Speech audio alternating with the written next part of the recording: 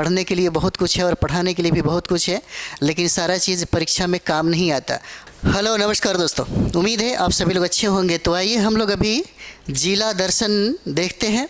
जिला दर्शन में हम लोग आज पढ़ेंगे दरभंगा जिला के बारे में पढ़ेंगे और ऐतिहासिक दृष्टिकोण के साथ साथ हम लोग ज़्यादातर फोकस करेंगे करंट पे, ताकि जो पूछा जाता है एग्ज़ाम में, है ना, वो चीज़ें हम लोग जानें। जानने के लिए बहुत सारी चीज़ें हैं, लेकिन वही जानिए जहाँ से प्रश्न बनते हैं और आपको जहाँ तक फ़ायदा हो। पढ़ने के लिए बहुत कुछ है और पढ़ाने के लिए भी बहुत कुछ है, लेकिन सारा चीज़ परीक्षा में काम नहीं आता। परीक्षा में जो काम आता है हम लोग जिए हैं और हमें पता है कि एक अनुभव होता है और अनुभव से हम बता सकते हैं कि अगर दरभंगा पढ़ना है तो कहाँ कहाँ से पढ़िए ताकि आपका प्रश्न बने, है ना। तो चलिए हम लोग खास करके वही सीरीज कर रहे हैं, जिला दर्शन हो जाता है। तो अभी का क्लास है दरभंगा का।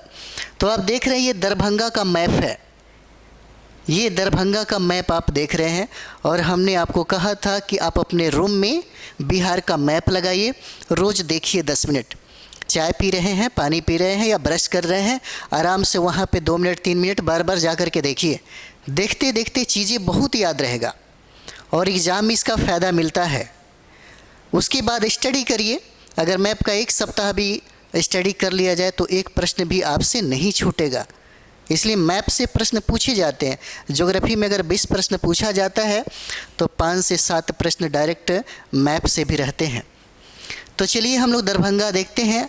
दरभंगा एक तरफ से सीतामढ़ी से घिरा हुआ है, मुजफ्फरपुर से घिरा हुआ है ना, और ये समस्तीपुर से घिरा हुआ है, मधुबनी से घिरा हुआ है और यहाँ खगड़िया देख रहे हैं और सहरसा देख रहे हैं। इन सारे ज़िलों से दरभंगा घिरा हुआ है। कभी कभी हो सकता है ये प्रश्न आपसे पूछ दे, दरभंगा कितने ज़िलों से अपना सीमा साझा करता है। जैसे बीपीएससी ने पूछा हुआ था, बीपीएससी पूछा हुआ था कि पटना कितने ज़िलों के साथ अपना सीमा साझा करता है।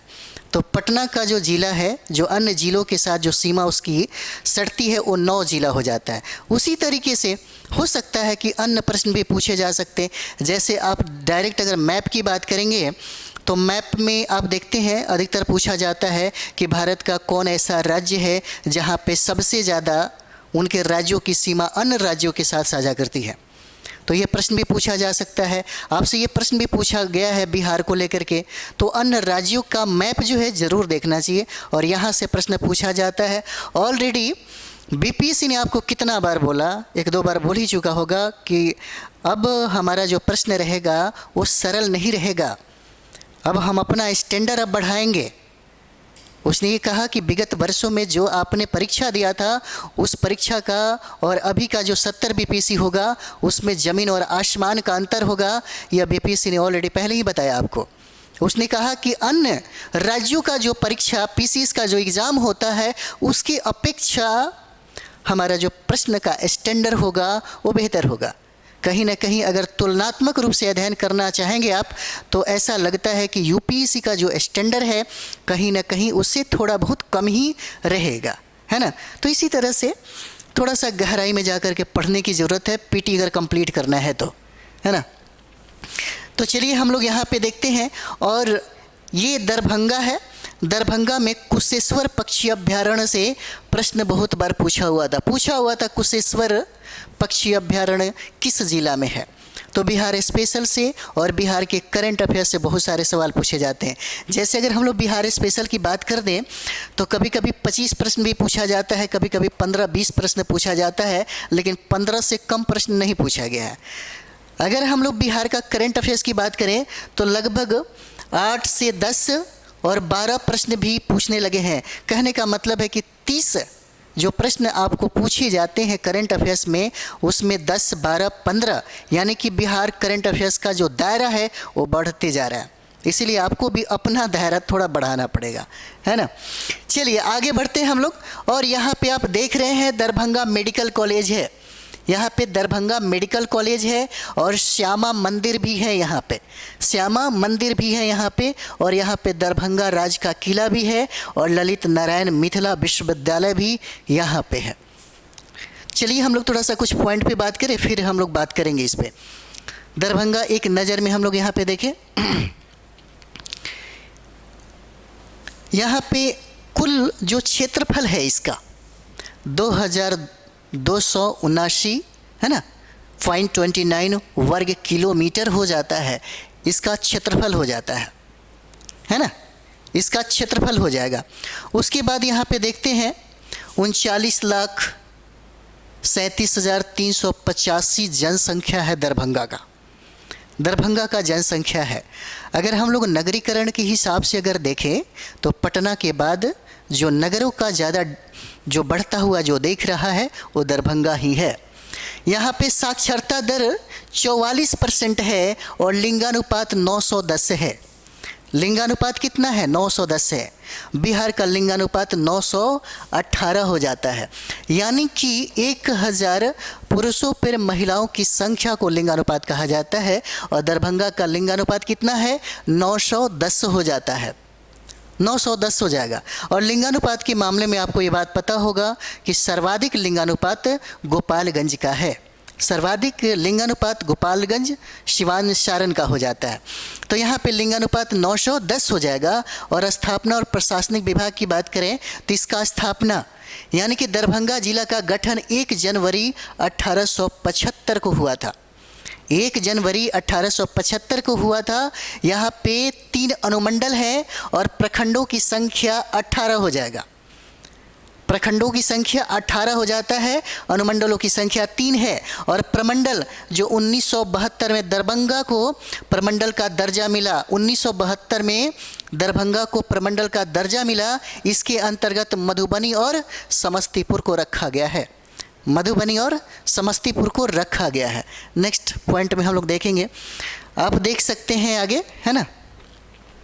चलिए, बिहार के मैप में, बिहार का जब भी मैप आप देखिए तो सारे ज़िलों को देखिए और ज़िला को देखते समय आप ज़रूर फोकस करिए कि पूरा पश्चिम उत्तर दक्षिण कौन कौन सा ज़िला इसके साथ सीमा साझा करता है। जैसे ये आप देख सकते हैं, ये दरभंगा हो जाएगा, है ना, ये दरभंगा है। तो अगल बगल में जो भी चीज़ें हैं आप देखिए, देखते देखते बहुत सारी चीज़ें याद हो जाता है ना।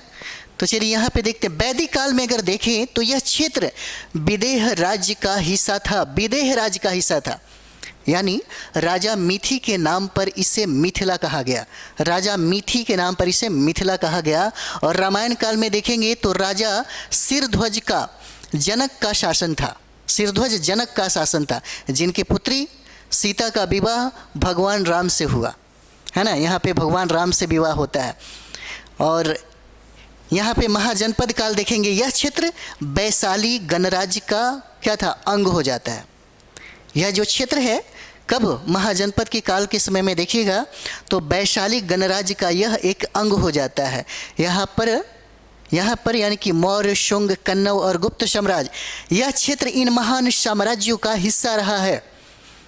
यह जो क्षेत्र है दरभंगा महान जो साम्राज्य हैं, जैसे मौर्य हो गया, शुंग हो गया, कन्नौ, गुप्त हो गया, इसका हिस्सा है। मध्यकाल में देखिए, मध्यकाल में 13वीं सदी में मुस्लिम आक्रमणकारी हाजी शमशुद्दीन इलियास ने इस क्षेत्र पर अधिकार कर लिया।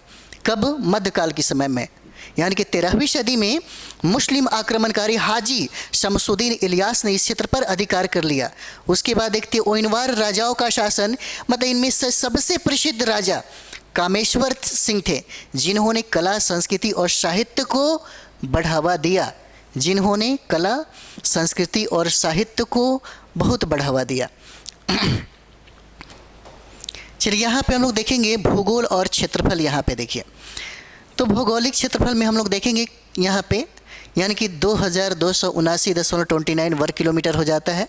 और इसका अक्षांशीय विस्तार कितना हो जाएगा?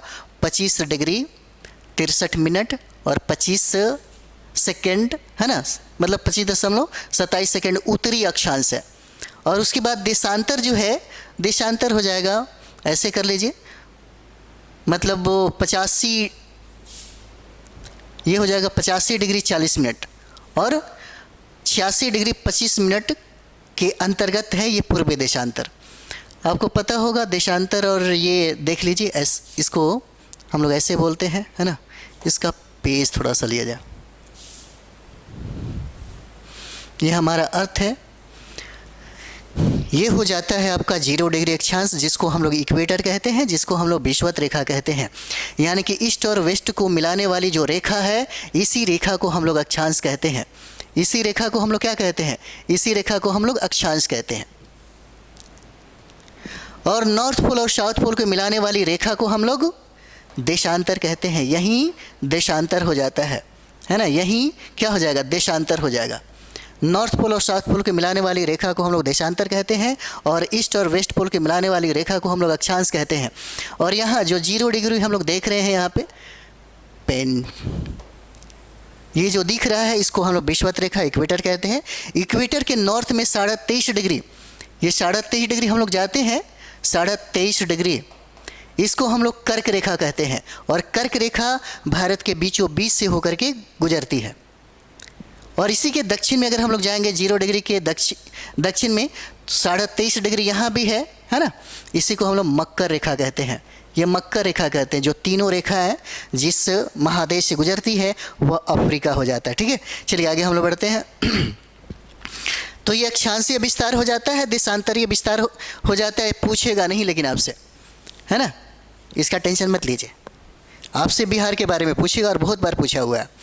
चलिए, सीमावर्ती जो जिले हैं इंपॉर्टेंट है, पूछा जा सकता है। उत्तर में कौन है? मधुबनी हो जाएगा। दरभंगा के उत्तर में मधुबनी, और दक्षिण में समस्तीपुर, पूरब में सहरसा, और पश्चिम में सीतामढ़ी और मुजफ्फरपुर हो जाएगा। जनघनत्व के मामले में देखिएगा तो जनघनत्व इसका 1101 हो जाता है। 1101 है, 1101 है। यानी कि पूरे भारत में राज्यों की अगर बात कर दिया जाए तो बिहार में सर्वाधिक जनघनत्व हो जाएगा। कितना? 1106, सबसे ज़्यादा। सर्वाधिक जनघनत्व कहाँ पे है? बिहार में है। सबसे ज़्यादा जनघनत्व है बिहार में। लेकिन अगर केंद्र शासित प्रदेशों को भी मिला लिया जाए और राज्यों को मिला लिया जाए तब हमारा स्थान 36वां हो जाता है। यानी कि दिल्ली का जनघनत्व सर्वाधिक हो जाएगा। चलिए आगे बढ़ते हैं हम लोग। दरभंगा यहाँ पे देखेंगे। यानी कि संसदीय और विधानसभा क्षेत्र यहाँ पे देखेंगे तो संसदीय विधानसभा क्षेत्र में कौन है? दरभंगा, मधुबनी और समस्तीपुर संसदीय क्षेत्र हो जाएगा। दरभंगा, मधुबनी और समस्तीपुर हो जाएगा। दरभंगा संसदीय क्षेत्र के अंतर्गत गौराबुराम विधानसभा में बेनीपुर, अलीनगर, दरभंगा ग्रामीण, दरभंगा और बहादुरपुर आते हैं। समस्तीपुर संसदीय क्षेत्र के अंतर्गत कुशेश्वर स्थान, हायाघाट आता है। और मधुबनी संसदीय क्षेत्र के अंतर्गत केवटी और जाले आता है।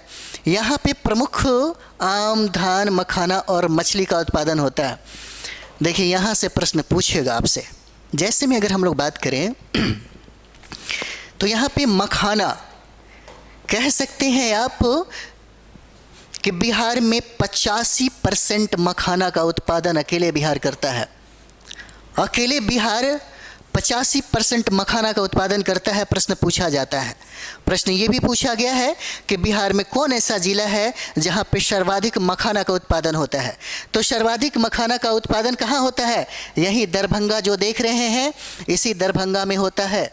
दरभंगा में सर्वाधिक मखाना का उत्पादन होता है। जैसे जूट का सर्वाधिक उत्पादन कौन करता है? पूर्णिया करता है। उसी तरीके से मखाना का सर्वाधिक उत्पादन अकेले दरभंगा करता है, सबसे ज़्यादा। लेकिन अगर हम लोग यहाँ पे बात करेंगे, है ना, जैसे 70% मखाना अकेले मिथिलांचल क्षेत्र करता है। अकेले मिथिलांचल क्षेत्र करता है। जैसे मिथिलांचल क्षेत्र में हम लोग देखें तो दरभंगा हो जाएगा, है ना। ये दरभंगा जितना भी अगल बगल में आप देख रहे हैं, यहाँ तक जो देख रहे हैं ना, वो सारा का सारा हो जाएगा। जैसे दरभंगा हो जाएगा, मधुबनी हो जाता है ना, सीतामढ़ी हो जाएगा, सहरसा हो जाएगा, कटिहार हो जाएगा, पूर्णिया हो जाएगा। ये सारे जो क्षेत्र आते हैं मिथिलांचल के क्षेत्र में, अकेले 70% उत्पादन करता है मखाना का, अकेले। और यही वजह है कि मखाना को जीआई टैग प्राप्त हुआ। जीआई टैग प्राप्त हुआ। कब प्राप्त हुआ? तो यह 2021 में इसको जीआई टैग प्राप्त हुआ, मिथिला मखाना को। बाद में इसका नाम ट्रांसफ़र किया गया बिहार का मखाना, है ना। इसको मिला कब जीआई टैग? 2021 में इसको प्राप्त होता है। यहाँ पे एक चीज़ और भी जानिए, आपसे प्रश्न पूछा जा सकता है, जैसे यहाँ पे मखाना हो गया, मखाना के बाद यहाँ मछली दिया हुआ है, तो बिहार में सर्वाधिक मछली का उत्पादन कहाँ होता है? सर्वाधिक मछली का उत्पादन मधुबनी करता है। मधुबनी में सर्वाधिक मछली का उत्पादन होता है, पहला स्थान है, और दूसरा स्थान दरभंगा का हो जाएगा। दूसरा स्थान दरभंगा का हो जाएगा। और यहाँ पे आम का उत्पादन भी सर्वाधिक है, यहाँ पे आम का उत्पादन भी सर्वाधिक हो जाएगा। तो हम लोग अभी मखाना पे बात की। उसके बाद यहाँ पे देखिएगा दरभंगा में ही, जैसे यहाँ पे medical college, Darbhanga medical college एवं अस्पताल की स्थापना यहाँ पे हुई, और अभी बिहार में जो पहला एम्स का स्थापना हुआ पटना में हुआ, और दूसरा जो प्रस्तावित कर दिया गया वह दरभंगा हो जाता है। यानी कि इसी दरभंगा में दूसरा एम्स बनेगा, दूसरा एम्स बनेगा यहाँ पे, और ये दरभंगा का बलिया मौजे का जो क्षेत्र है उसी में इसको स्थापित किया जाएगा। यानी कि दूसरा एम्स जो है, दूसरा एम्स का स्थापना दरभंगा में किया जाएगा, यहाँ पर होगा। उसके बाद हम लोगों ने देखा यहाँ पे कुशेश्वर पक्षी अभ्यारण्य है, और कुशेश्वर पक्षी अभ्यारण्य से प्रश्न पूछे गए हैं जो दरभंगा में है। और कुशेश्वर पक्षी अभ्यारण्य में सर्दियों के समय में आप देखिएगा साइबेरियन पक्षियाँ यहाँ पे आती हैं। उसके बाद अफ़गानिस्तान से, पाकिस्तान से, और ये देख सकते हैं मंगोलिया का जो क्षेत्र है, यहाँ से जो पक्षी हैं यहाँ कुछ दिनों के लिए ये लोग यहाँ पे आते हैं। हालांकि वहाँ के लोकल लोगों का अगर हरकत देखा जाए तो शिकार वकार कर लेते हैं, जिसके वजह से वो मतलब डर गए हैं, कहा जा सकता है इस तरह से, है ना। तो कुशेश्वर पक्षी अभ्यारण्य जहाँ से प्रश्न पूछे जाते हैं, कुशेश्वर पक्षी अभ्यारण्य ये इम्पोर्टेंट आपके लिए हो जाता है। और यहीं पे कुशेश्वर पक्षी अभ्यारण्य है, यहाँ पे ही कुशेश्वर स्थान मंदिर भी है। कुशेश्वर स्थान मंदिर भी है, यही दरभंगा में मंदिर है। और यह जो मंदिर है यह शिव भगवान का है, शंकर जी का, है ना, शिव जी का यह मंदिर है। यहाँ पे कुशेश्वर स्थान मंदिर कहा जाता है, नहीं दरभंगा में ही है कुशेश्वर स्थान, ये हो जाएगा। दरभंगा में एक फेमस है, नाम जान ही लीजिए, जिनका नाम है चंद्रधारी संग्रहालय। चंद्रधारी संग्रहालय है।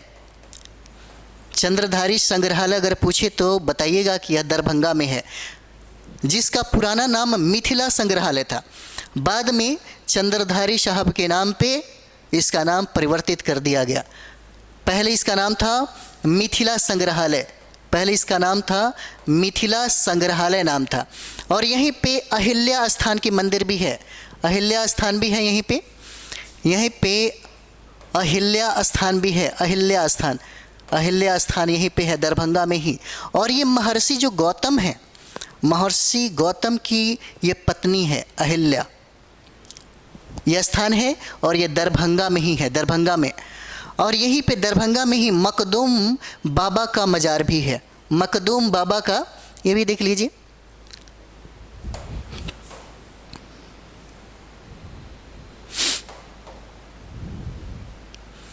यहीं पे मखदूम बाबा का, है ना, मखदूम बाबा का मज़ार भी है, यहीं पे बाबा का मज़ार भी है। यहाँ पे दरभंगा में ही नवादा दुर्गा मंदिर है, यहीं पे नवादा दुर्गा मंदिर है। नवादा दुर्गा मंदिर के नाम पे नवादा, इसका आंसर नहीं कर दीजिएगा, यह दरभंगा में स्थित है, यह दरभंगा में स्थित हो जाता है। और यही दरभंगा में ही मिथिला शोध संस्थान स्थापित किया गया। यहीं पर देखिए, मतलब मिथिला, है ना, मिथिला शोध संस्थान भी है यहाँ पर, शोध संस्थान भी है यहाँ पर, यहीं पे। और सबसे इम्पोर्टेंट आपको बता दें, यहीं पर मखाना राष्ट्रीय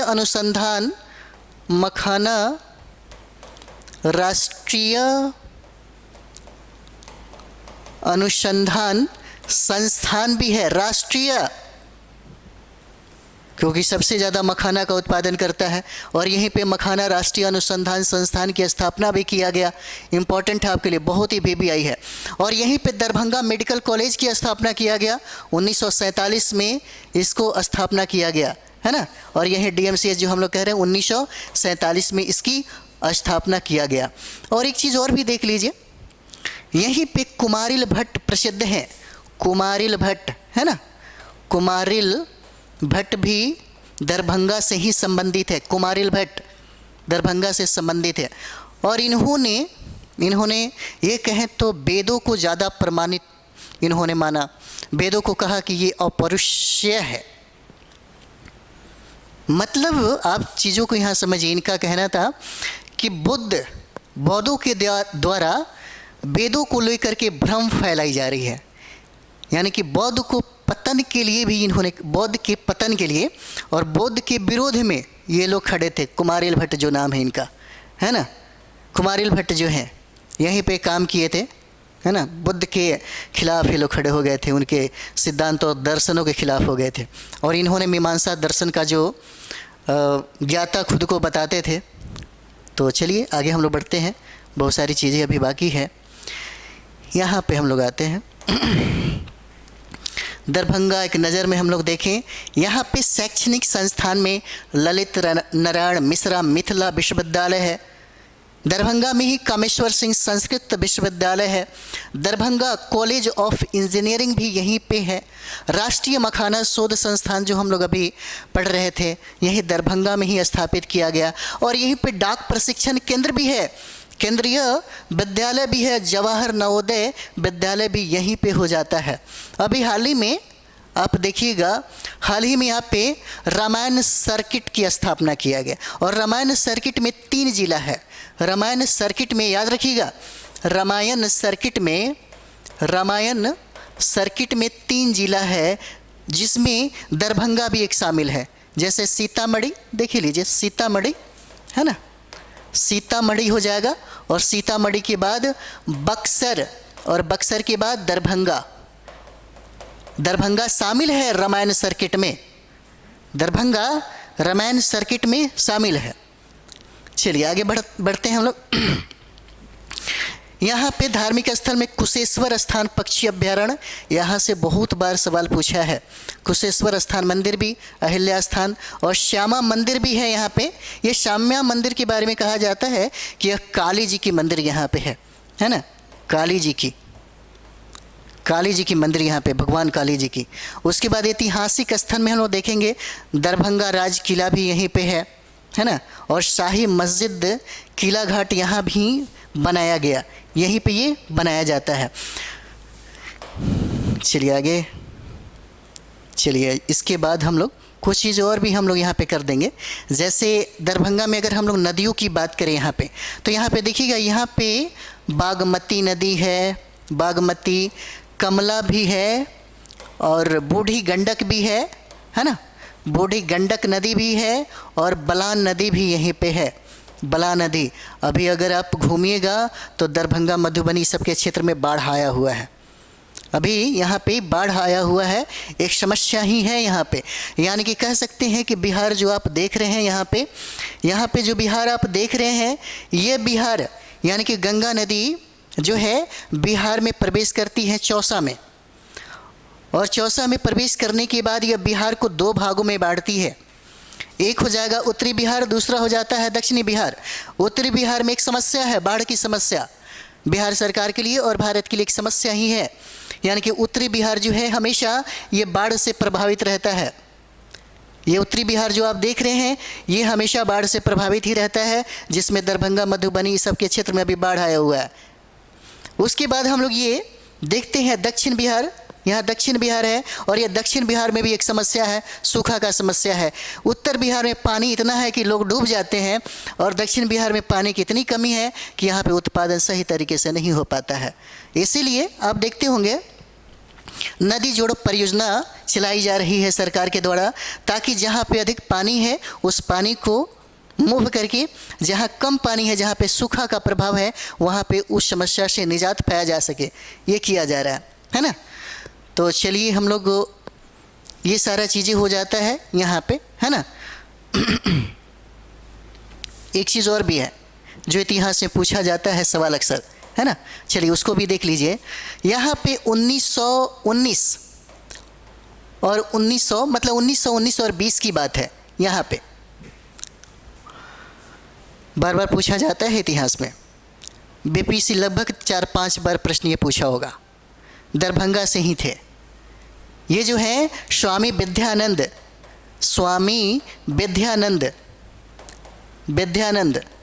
इन्होंने किसान आंदोलन किया। ये किसान आंदोलन किए और विद्यानंद के बारे में कहा जाता है कि किसानों के दुख तकलीफ को समझते हुए सारे किसानों को इकट्ठा कर लिया और दरभंगा महाराज के खिलाफ वो आंदोलन खड़ा कर दिए थे, जो बहुत ही प्रसिद्ध था। यही किसान आंदोलन का नेतृत्व स्वामी विद्यानंद किए थे 1919 और 20 में। और 1920 में भारत में असहयोग आंदोलन चलाई जा रही थी।